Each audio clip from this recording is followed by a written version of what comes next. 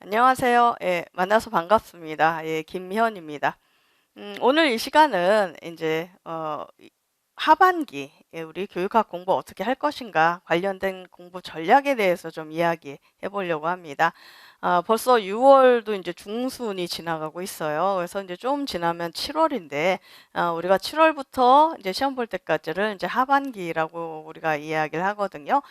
그러면은 요 하반기가 물론 임용 준비하는 데 있어서 1년 내내 중요합니다. 1월부터 시작해서 그다음 11월까지 모든 시간의 공부는 다 중요한데 그럼에도 불구하고 상반기와 하반기 중에 어디가 더 중요하냐라고 한다면 하반기가 훨씬 중요하다라고 이야기를 하죠. 왜냐? 상반기 때 아무리 차근차근 열심히 공부를 하셨다 하더라도 하반기에 뭐 여러 가지 사정이나 이유로 뭔가 그 페이스를 잃거나 무너지게 되면 사실 앞에 차근차근 공부했던 것도 이제 와르르 무너질 수가 있고요. 반대로 상반기 때 좀 어쩌다 보니까 소홀히 했어. 하지만 그럼에도 불구하고 하반기에 좀 정신 차리고 열심히 또 매진을 하면 또 어느 정도 커버를 할 수가 있거든요. 그렇기 때문에 그 하반기의 공부가 이제 우리 전체 임용 시험으로 봤을 때 상당히 중요하다고 말씀을 드릴 수가 있고 그런 맥락에서 이제 하반기 어떻게 공부를 할 것인가 그 전략에 대해서 그냥 간단하게 좀 말씀을 드리려고 해요. 일단 그 둘로 좀 나누어서 말씀을 드리려고 하는데 첫 번째는 뭐냐면 지금 현재 이제 6월 중순 시점에서 1월부터 해서 꾸준히 6개월 동안 공부를 하신 분들이 있으실 겁니다. 예, 이런 분들은 앞으로 남은 기간 또 어떻게 공부를 할 것인가에 대해서 이제 좀 제가 말씀을 드릴 거고 두 번째 부분은 뭐냐면 이제 시작하시는 분들이 좀 간혹 계세요. 그러니까 어쩌다 보니까 내가 뭐 임용시험에 생각이 없었는데 어쩌다 보니까 갑자기 임용시험을 준비해 봐야겠다라고 생각해서 갑자기 이제 시험 얼마 안 앞두고 이렇게 여름부터 시작해야지라고 하시는 분들이거나 아니면은 사실 1월부터 하긴 했는데 근데 어쩌다 보니까 뭐 전공하고 뭐 이러다 보니 상반기에 제대로 교육학 공부를 못했어. 그러다 보니까 사실 실질적으로는 지금 거의 7월에 시작하는 거와 마찬가지야. 뭐 이런 식으로 좀 뒤늦게 이제 요 시점에서 시작하시는 분들이 있거든요.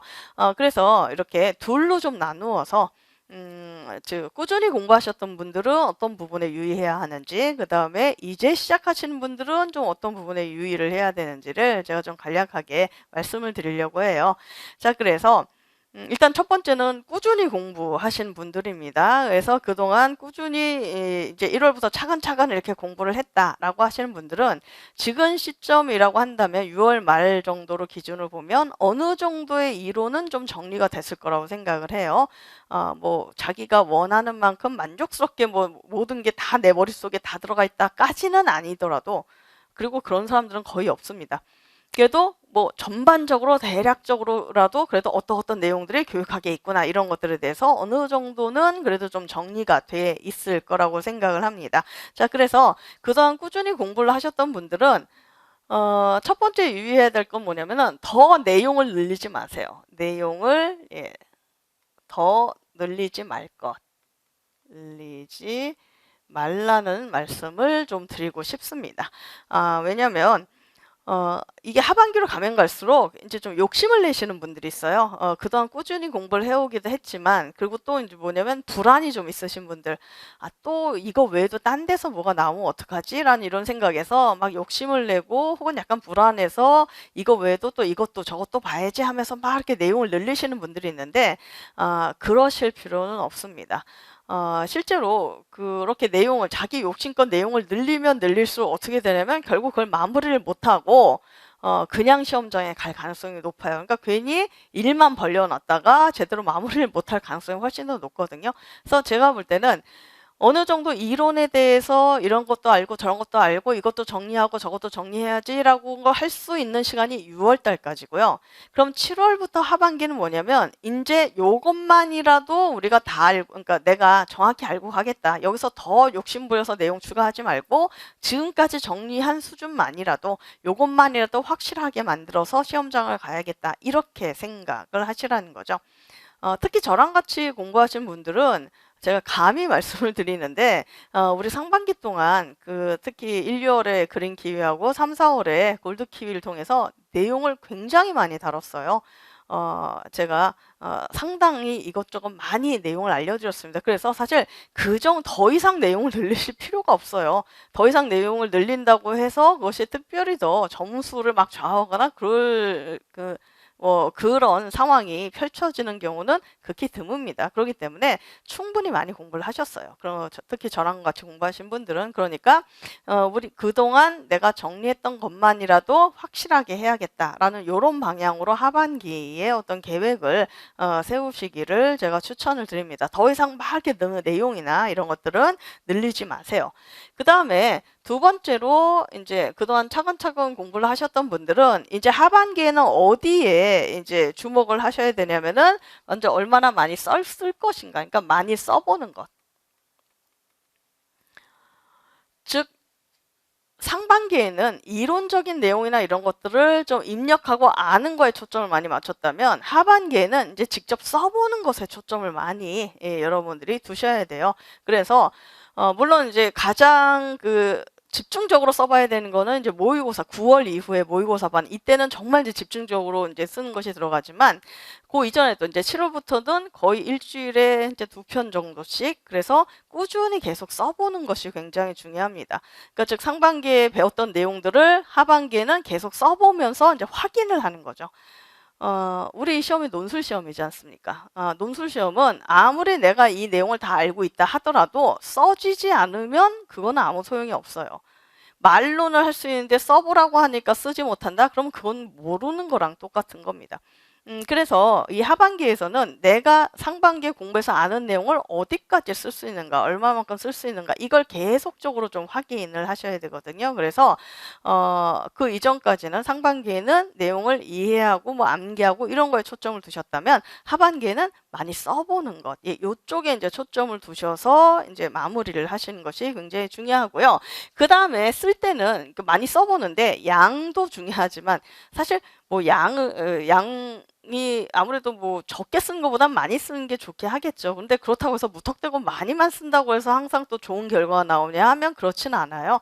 그래서 제가 볼 때는 저랑 같이 이제 수업하시는 분들은 일주일에 한 2편 정도 이제 쓰게 되는 거잖아요.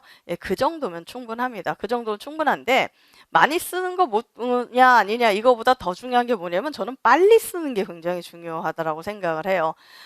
실제 시험장에서는 글 쓰는데 시간이 굉장히 오래 걸립니다. 생각보다 오래 걸려요.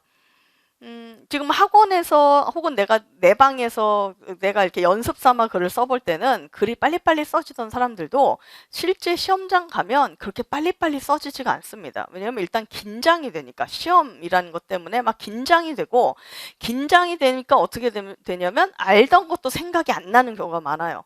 그러니까 편안한 상태였으면 쫙쫙쫙 썼을 내용도 긴장이 되면은 갑자기 막 생각이 안 나면서 나 이거 알았던 건데 막 하면서도 이렇게 생각이 안 나서 막 그런 경우가 있고 또 이제 이게 실제 시험이다 보니까 이렇게 써야지라고 하면서도 계속 이제 불안, 이렇게 써서 과연 이게 이제 인정을 받을까? 뭐 이런 이제 불안이나 걱정 이런 게 생겨가지고 생각만큼 글이 쑥쑥쑥 진행이 되지 않는다는 거죠. 그래서 실제 시험장 가면은 되게 시간이 부족해지는 경우가 많습니다. 그러다 보니까 근데 문제는 그럼에도 불구하고 시간 안에 우리는 글을 다 완성을 해야 되잖아요. 합격을 하기 위해서는. 그러다 보니 결국은 그런 위기를 극복하는 방법 중에 하나가 뭐냐면 평소에 좀 빨리 쓰는 훈련을 하셔야 돼요. 그래서 우리가 실제 시험 시간은 60분이잖아요. 그래서 60분 실제 시험 시간은 60분인데 평소에 훈련을 하실 때 60분 기준으로 하지 마시고 40분 기준으로 훈련을 좀 하세요. 7월부터 해가지고 그래서 40분 안에 글을 하나 완성을 하겠다 이런 식으로 40분 안에 글을 완성할 수 있을 정도로 평소에 좀 빨리빨리 쓰는 거를 좀 약간 익숙하게 만드시는 것 그게 중요합니다. 하반기에는 그래야만 시험장 가서 좀 어느 정도 여유 있게 본인이 이렇게 좀 뭐죠? 이렇게 시험 문제도 읽어보고 어떤 게 들어가야 되는지 구상도 해보고 그럴 시간이 나오는 거거든요. 그래서 차근차근 공부하셨던 분들은 하반기에 좀 많이 써보시는데 가능하면 좀 빨리 쓰는 방식으로 그래서 40분 안에 쓰는 걸로 그걸로 타이밍을 맞춰가지고 훈련을 하시는 게 필요하겠고요. 그 다음에 세 번째로 이제 제가 말씀드리고 싶은 거는 이제 꾸준히 공부하셨던 분들은요. 다양한 상황에 그러니까 다양한 상황 다양하게 한 예, 죄송합니다. 다양한 상황. 그러니까 여기서 말하는 다양한 상황이라는 건 이제 학교 상황이라든가 아니면 학급 상황을 얘기하는 겁니다. 학교나 학급과 관련해서 다양한 상황에 적응하는 훈련을 좀 하는 것이 필요하다라고 말씀을 드릴 수가 있어요. 최근에 아시겠지만 문제가 출제되는 경향이 최근 2년 동안 약간 바뀌었습니다. 그래서 2년 전까지만 하더라도 교육학 논술의 시험 문제가 좀 교육학적 지식을 제대로 알고 있는가를 많이 물어봤다면 최근 2년 동안은 그런 지식적인 내용들은 다 알고 있다고 일단 전제를 하고 이런 지식을 기반으로 해서 지금 학교에서 이런 상황이 벌어졌는데 이럴 때 당신은 어떻게 해결하겠습니까? 해결 전략 이런 것들을 이제 주로 물어보잖아요. 그러니까 좀 응용하는 문제를 지금 물어보죠. 근데 다만 이제 여러분들 이런 응용 문제를 이렇게 딱 접하게 되면 우리 수험생분들이 물론 이제 개인에 따라 다른데, 그러니까 어떤 분들은 응용 문제가 오히려 마음이 편하다 하시는 분들이 있고, 그러니까 평소에 좀 글 쓰는데 재주가 있으신 분들은 좀 말을 잘 만들어내시는 분들이 있어요. 이런 분들은 차라리 그런 응용 문제가 마음이 편하다라고 하시는 분들이 있는가 하면 또 어떤 분들은 응용 문제 너무 겁이 난다.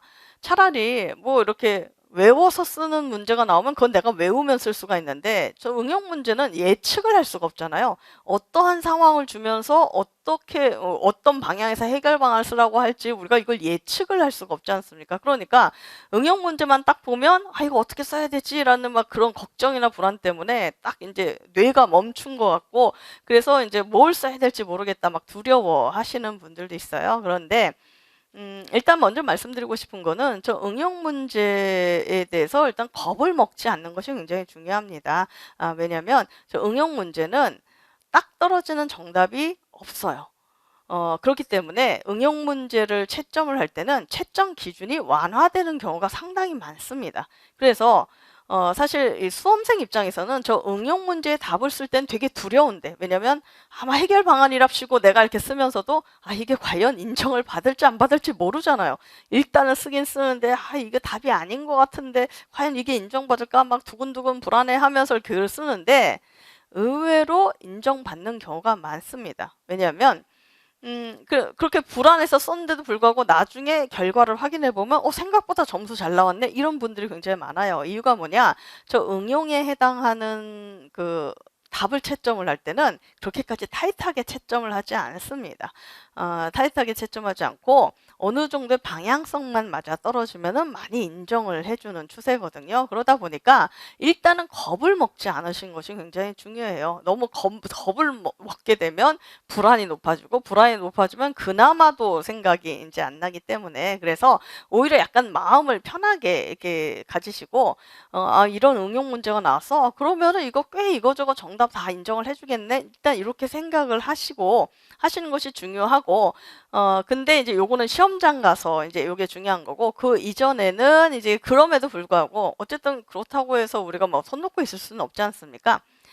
학교나 학급과 관련해서 다양한 여러 가지 상황이나 아니면은 지금 현재 교육 현장에서 좀 관심을 갖고 있는 부분이 뭔가 이런 것들에 대해서 좀 관심을 갖고 그러한 상황이나 현재 교육학적 관심과 관련해서 내가 교사로서 뭘 어떻게 할 수 있는가 이런 부분에 대해서 평소에 좀 생각을 해보시거나 관련된 글을 써보시는 것 이게 이제 굉장히 중요하다는 거죠.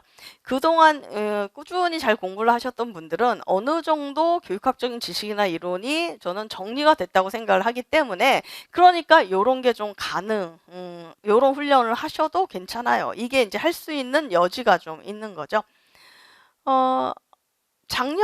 바로 이제 작년에 치러졌던 문제 같은 경우도 그러니까 그 응용 문제로 나왔던 게 그거였잖아요. 온라인 수업을 하는데 학교에 그러니까 재작년 작년 코로나 때문에 그리고 사실 올해부터는 그래도 좀 많이 상황이 나아졌지만 작년, 재작년 우리가 코로나 때문에 학교 수업을 제대로 못 했잖아요. 온라인으로 이제 주로 수업을 많이 했잖아요.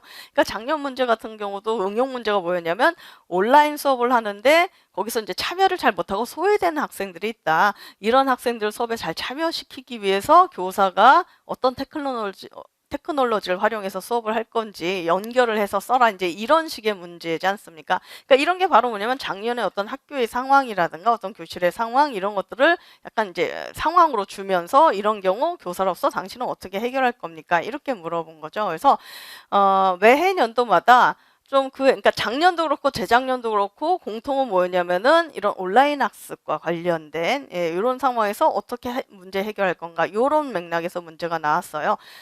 그러다 보니까 우리가 그걸 좀 예측을 해보면 이제 올해는 작년에 비해서 상당히 우리가 대면 수업이 이제 많이 이루어졌죠. 이제 거의 다 이제 등교 수업을 우리가 하고 있고, 지금 현재 학교 교육 현장에서 문제가 되는 건 뭐냐면은 학습 부진 아이들의 문제, 그 학력 저하의 문제, 이게 이제 제가 볼 때는 올해의 이슈인 것 같아요. 왜냐면 2년 동안 온라인 수업하고 이러면서 제대로 된 수업을 못 하다 보니 막상 올해부터 대면 수업을 하니까 지금 현재 학교 현장에서 많이 얘기하는 게 뭐냐면은 애들이 제대로 2년 동안 이제 학업을 못 하다 보니까 학력 저하가 굉장히 많이 심해졌다라는 게 지금 계속 뉴스나 이런 걸로도 이제 나오고 있거든요. 그래서 전 개인적으로 올해 만약에 응용이나 이런 거 관련해서 뭐 문제가 나온다면 좀 요런 방향을 좀 물어보지 않을까. 아이들의 어떤 그 학력 저하 문제나 학습 부진의 문제나 이런 것들을 이제 어떤 식으로 해결할 거냐. 예, 요런 방향으로 물어볼 가능성이 좀 높지 않을까라고 저는 이제 개인적으로 생각을 합니다. 그러니까 이런 식으로 뭔가 지금 현재 학교 현장에서 좀 관심 갖는 부분이나 이런 것들을 좀 찾아서 그런 것들 좀 체크를 해보고 이런 상황에서는 어떤 식으로 해결할 수 있을까 이런 것들을 좀 다양한 상황과 다양한 주제를 가지고 좀 이렇게 적응하는 홍 관련해서 좀 써보는 그런 훈련이 필요합니다. 참고로 저랑 같이 공부하시는 분들은 제가 매주 이런 상황이나 이런 내용들 드리고 있습니다. 그래서 매주 쓰고 계시는데 어쨌든 그걸 꾸준히 하시는 것이 중요해요. 그래서 이런 게 이제 그동안 꾸준히 공부하셨던 분들은 앞으로 이제 하반기 동안 이런 부분에 좀 포인트를 맞추시면 좋을 것 같고요. 이제는 그 다음에는 이제 어떤 부분이냐면 부분이 필요하냐면 자, 이제 막 시작하시는 분들. 아까 두 번째 부분입니다. 그래서 그동안 임용 생각이 없었는데 어느 날 갑자기 막 임용 시험 보고 싶다. 막 이런 생각이 들어서 이제 시작해야 돼. 나 7월부터 공부할 거야. 뭐 이런 분들이라든가 아니면은 상반기에 공부 잘 못했는데 어떡하지? 남은 한 3, 4개월만이라도 어떤 식으로 내가 공부를 해야 그나마 좀 효율적으로 공부를 할 것인가? 이거 고민하시는 분들이 있을 거예요. 그래서 이런 분들을 위해서 말씀을 드리면은 첫 번째, 영역을 정해서 학습을 하세요. 그냥 제가 솔직하게 말씀을 드린 겁니다. 사실 우리 이 교육학 논술이 네 문제가 나오는데 이 네 문제가 어떤 영역에서 나올지를 우리가 알기가 힘들어요. 왜냐면 매해 년도마다 출제된 영역이 좀 바뀌거나 이제 달라지기 때문에 올해는 꼭 이 영역에서 나올 거다라고 얘기하기가 힘듭니다. 그렇기 때문에 가능하면 시간 있을 때 두루두루 영역을 다 공부해 둬라라고 제가 평소에 말씀을 드리는데 근데 지금 이분들은 시간이 없으신 분들이잖아요. 지금 7월부터 시작해서 여러 영역을 두루두루 이렇게 전반적으로 착실하게 공부하기에는 이제 시간이 없어요. 예, 현실적으로 불가능합니다. 그러니까 영역을 그냥 정해서 공부를 좀 하셔야 돼요. 주로 시험에 많이 나오는 영역 중심으로. 그래서 첫 번째 포인트는 뭐냐면은 교육 행정하고요. 그 다음에 교육 과정. 그 다음에 교수 학습. 그 다음에 교육 평가. 네 가지 영역만 공부를 하십시오. 어쩔 수 없습니다. 저 네 가지 영역을 공부하기에도 사실 남은 시간이 그닥 충분하진 않아요. 그런데 왜 저 네 가지 영역이냐? 그동안 교육학 논술 출제되는 영역을 보면 저 네 가지 영역에서 주로 많이 출제가 됐어요. 그래서 빈도가 굉장히 높은 영역입니다. 그래서 이제 시작하신 분들은 이제 효율성이 가장 중요한 거잖아요. 흔히 말하는 완벽하게 마음에 들게 안전하게 공부하는 것보다는 이제 최소의 노력으로 최대의 효과를 얻는 것이 중요하다 보니까 일단 저 네 가지 영역만 좀 타겟을 잡아서 딴 건 몰라도 뭐 이 외에 물론 다른 영역에서도 문제가 나올 수도 있습니다. 근데 이제는 그런 것까지 일일이 다 커버하기에는 시간이 부족하니까 일단 요 네 영역만이라도 내가 좀 내용을 알고 시험장을 가겠다라고 생각을 하시고 저 네 가지 영역을 중심으로 영역을 좀 정해서 공부를 하시기 바랍니다. 그런 방향으로 계획을 세우시기 바라고요.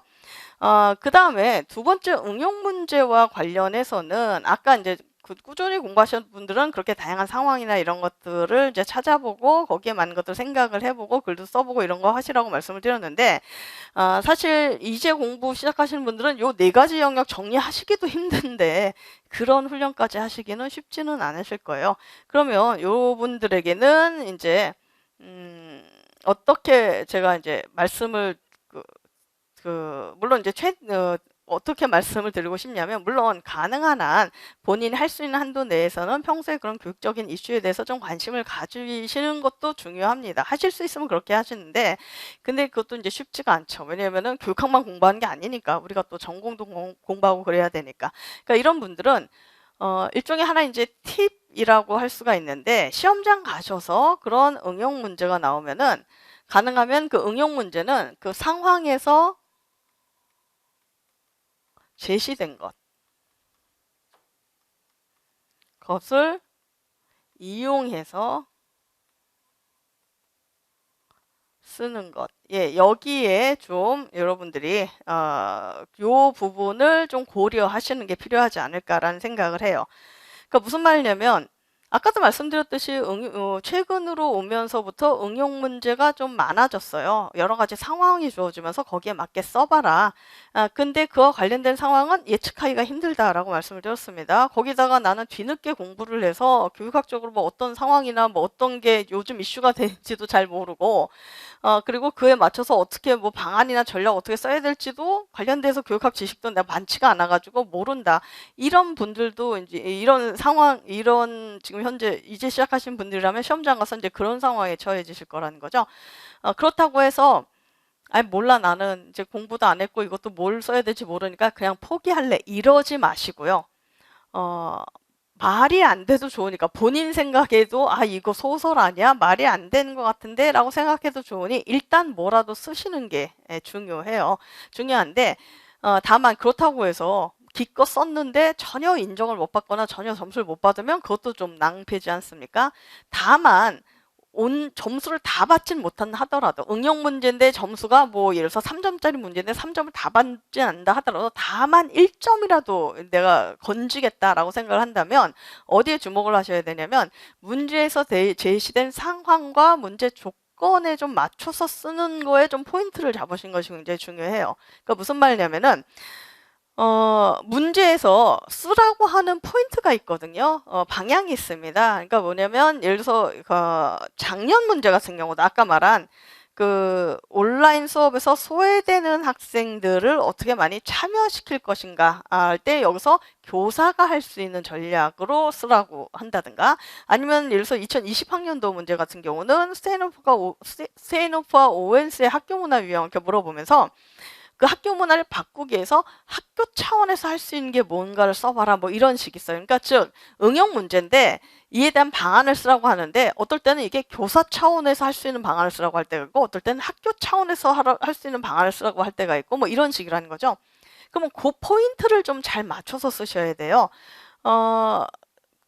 간혹 어떤 분들이 있냐면 그런 거에 그냥 주목 안 하고 그냥 그때그때 그냥 이런 거면 방안이 되지 않을까라고 생각해서 그냥 막 쓰시는데 알고 보니까 문제에서는 학교 차원에서 할 수 있는 걸 쓰라고 했는데 그냥 교사 개인이 하는 걸 쓴다든가 뭐 이런 경우들이 있거든요.